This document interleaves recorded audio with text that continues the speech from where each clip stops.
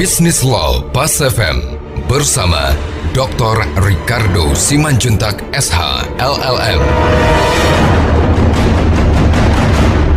Ya, mitra bisnis, kali ini kita akan mendiskusikan tentang bagian dari pelayanan aktivitas bisnis di Indonesia secara khusus pada wilayah jasa keuangan. Nah, sekarang kalau kita lihat pada salah satu sisi pengalaman yang terjadi untuk penyelesaian sengketa di luar pengadilan atau melalui mediasi ini sebenarnya lebih dahulu diinisiasi sama industri perasuransian. Tata cara penyelesaian sengketa tidak saja harus dilakukan melalui pengadilan, tidak juga harus dilakukan melalui arbitrase, tapi juga bisa dilakukan melalui mediasi. Lebih mudah dia. Nah, itu menjadi salah satu sebenarnya alasan kenapa dulu industri asuransi itu mendirikan Biro Mediasi Asuransi Indonesia, BMAI. Nah, ternyata yang mendirikan Biro Mediasi Asuransi itu adalah para pelaku industri asuransi dan secara bersama, dan juga pelaku asuransi yang membiayai kehidupan dan aktivitas dari Biro Mediasi Asuransi. Kalau misalnya pelaku asuransi yang membiayainya, berarti bisa jadi tidak independen gitu. Nah, ini juga sebenarnya sudah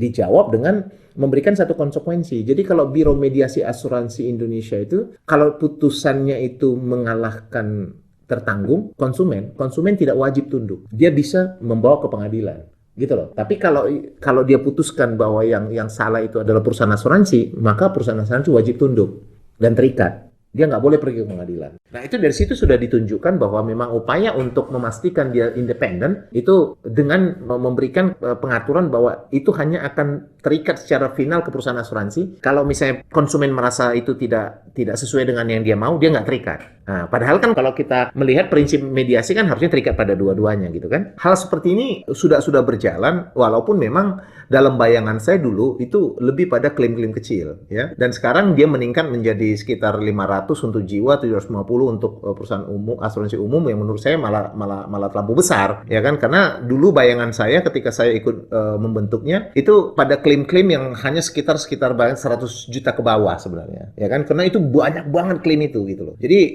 itu harus terjawab dulu, belum lagi berada di seluruh Indonesia gitu kan. Nah, tapi saya lihat ide baiknya ya. Jadi artinya dari sini bahwa lembaga jasa keuangan non perbankan yaitu asuransi, dia sudah mendirikan satu badan khusus ya, yang memang secara khusus untuk melayani konsumennya. Jadi ini sebenarnya adalah fasilitas buat konsumen, di mana jika konsumen itu keberatan terhadap tindakan pelaku asuransi yang mungkin yang menolak klaimnya atau memberikan satu perlakuan yang tidak benar, maka dia bisa mengajukan gugatan atau langkah hukum, katakanlah begitu, ke Biro Mediasi Asuransi sebagai salah satu alternatif, ya kan? Kalau dia memang tidak mau ke situ, ya silakan dia boleh ke pengadilan. Jadi nggak menutup kemungkinan, tapi fasilitas itu ada. Mitra bisnis, demikian pembahasan kita pada hari ini. Saya Ricardo Simanjuntak untuk Business Law Pas FM.